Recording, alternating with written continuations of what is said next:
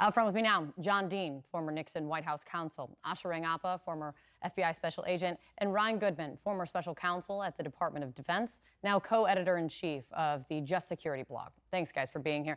Ryan, let's start with the judge's response today to Trump's lawsuit that Evan was laying out. The questions the judge raises, they seem pretty straightforward and should be answered. I mean, as Evan and I mentioned, this judge was appointed by Trump in 2020.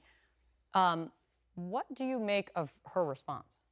So I think Politico described it very well, that the questions for clarification that she's asking dovetail with all of the criticisms that we heard in the last 24 hours from legal observers, just saying things like, what is this? It's really not what a legal complaint looks like. It's a lot of political arguments, but it's also unclear, why is this in her court? Why isn't she right why didn't they file it with the judge who's entertaining the case and has all the information about it?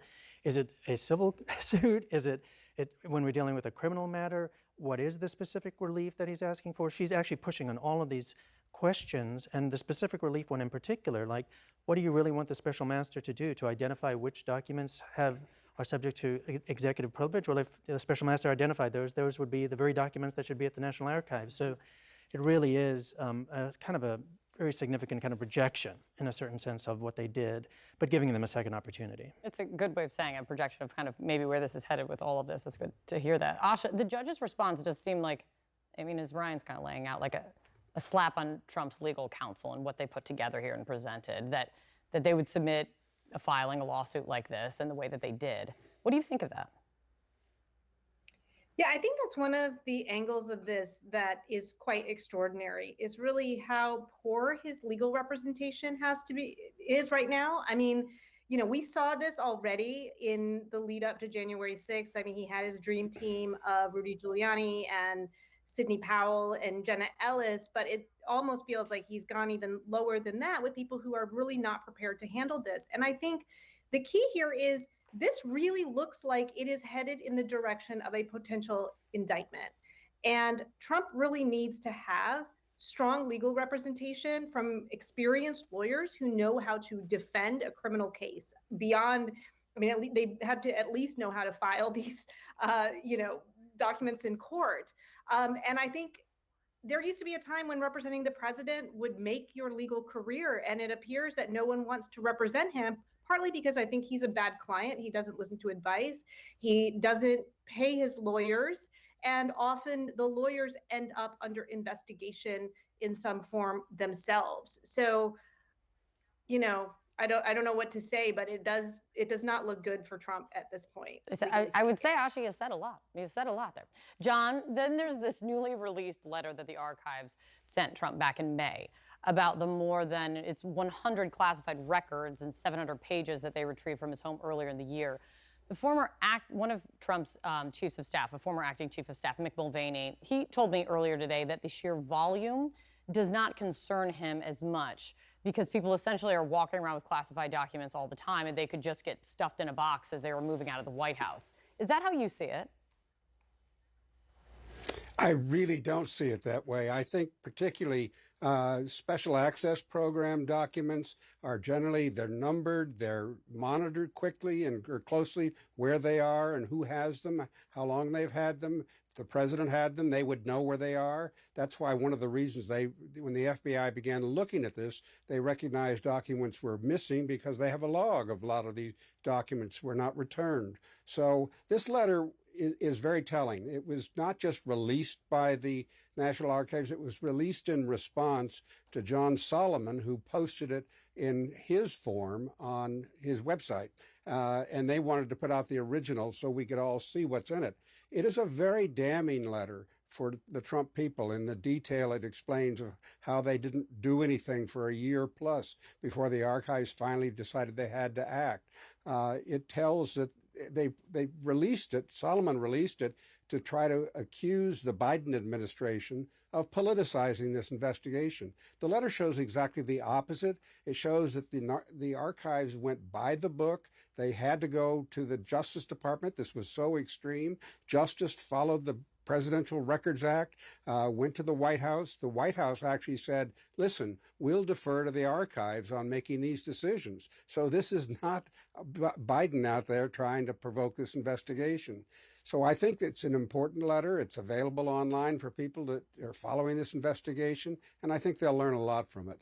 And Ryan, from a legal standpoint, bringing it a little bit, trying to bring it all together, what does it contribute, or kind of what bearing do you think the number 700 pages of classified documents that they've taken since in the January kind of selection of boxes from Mar-a-Lago, what would that have on the decision for the Justice Department to bring any charges? So I do think it is a breathtaking number, 700 pages just in the first tranche of 100 documents, and we know that there are over 300 documents based on the New York Times reporting. So that's a huge number. I think it influences the Justice Department in a couple of ways. First, it's a strong indication this is no mistake. You don't just file away a couple documents. That's a very large volume, especially when we're talking about documents. Programs. Yeah, and they're identified. Some of them are color-coded and the rest. You don't miss that in your filings. And then the second is I think it means there's very significant implications for U.S. national security. So all of that I think would actually be difficult for the Justice Department to turn away from if they're thinking about whether or not to bring an indictment. And I think their prosecutors would say, look, this is winnable. We can convince a jury with a number that's so breathtaking that it'll stick in the jury's mind in terms of its national security implications and the question of how willful it was on the part of the president to have these documents. I want to ask you, Asha, about the national security implications, because the National Archives, they explained, they got to this in this letter, that the Justice Department, part of the reasoning here is that the Justice Department, the way they put it in the letter, wanted to conduct an assessment of the potential damage resulting from the apparent manner in which these materials were stored and transported and take any necessary remedial steps. Yet we know that from Trump, from what we know about the more recent FBI search of Mar-a-Lago, still had more classified documents. I mean, what's your take from that? So there's two takeaways. I mean, first, with the unsecured possession of these documents, the government has to basically operate on the assumption that some unauthorized third party has seen them. And by the way, just in terms of his lawyers and packing documents, unauthorized third parties have seen them. But let's say, a foreign intelligence service has gotten access to them in some way. Mar-a-Lago is actually, open to traffic. So it would be a target for them.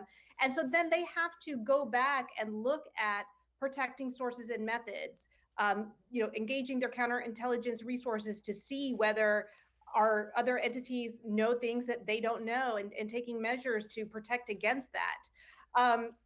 But the other piece of this is that Trump appeared to be willfully evading the government's attempt to recover this. It's not that it took, a year and he said, okay, here, take it all back. I mean, the New York Times reporting says that he actually went through the documents that he gave back, those 15 boxes, which I would interpret as he wanted to make sure he wasn't giving back something he really wanted to keep. And then even after the subpoena was served and they came and retrieved those documents, that he continued to hold on to stuff. So I think we need to ask, what is he holding on to, or what was he holding on to, and why? What was the importance of this to him? And, what kind of compromise has that made for our national security? This does kind of circle back to a basic question from the very beginning of this that hasn't yet been answered, which Asha just got to, John, which is, why did Donald Trump want to have these? Why did when Donald Trump knew he had them, why did he want to keep them? That's still not known. Absolutely unknown. We have a Trump whisperer in Maggie Haberman, Maggie has done her best to try to explain her understanding from what she's been able to pick up, that he just wants these documents. He likes to show off stuff and show people documents. Now, these aren't the sort of things you want to have around for that purpose. And I think that's what the government's worried about. Who has he showed it to? Where are they? Have pictures been made of them? And things of that nature. And he just wants to be a big deal and the center of attention. And this is the wrong kind of material to use for that purpose. Yeah, now we know two big deadlines coming up now today, this week, Thursday and Friday, for more explanations in court of what's going to happen on both of these fronts now. So thank you all. Really appreciate it.